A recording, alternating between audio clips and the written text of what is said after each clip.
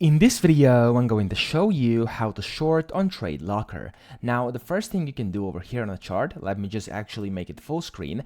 You can go ahead and use this tool over here on the left. It's going to be the 1, 2, 3, 4, 5th one over here from top to bottom.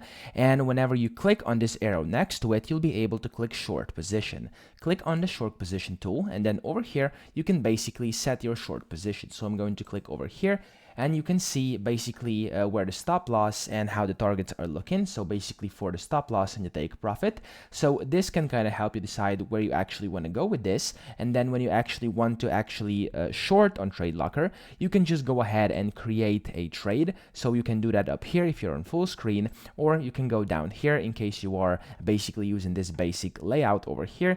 You can go ahead, create it, use trailing stop loss, or take profit with a market or a pending order, and then you can just click on buy down here, and you've basically successfully set a short position on TradeLocker. So that's pretty much it. I hope this video helped you out. If it did, please subscribe to the channel and help me out as well.